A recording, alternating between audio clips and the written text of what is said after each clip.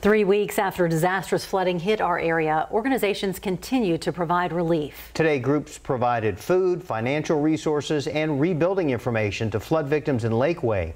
Rebeca Trejo talked to one man who lost the home he had just moved into. Just a few months ago, Greg Sewell bought this home in Graveyard Point.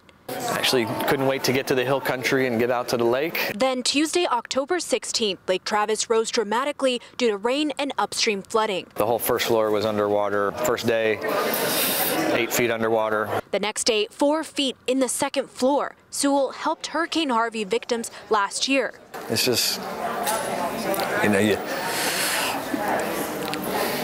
see it on TV and you see it. I mean, last year being in those people's homes, and didn't even really understand. Now he's at the Emmaus Catholic Parish Resource Center in Lakeway getting help with a greater understanding of those who are hurting.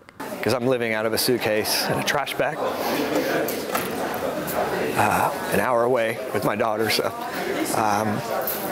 just my whole life is disrupted. Among the resources provided at the center are home repairs, mucking and gutting, and emotional and spiritual support. Travis County says the biggest need is financial assistance. Many people have lost their homes, and we just want to at least ease their mind and say that the county is here, the state is here, as well as local nonprofits are here to serve them. Sewell is thankful for the volunteers. The spiritual help that they've given me. Though it's just stuff. The stuff can be replaced. It's just the time and effort that was lost. A loss that's difficult to measure.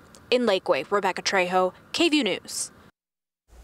If you need help because of the flooding, the Resource Center at Emmaus Catholic Parish in Lakeway is open until 7 p.m. That's tonight.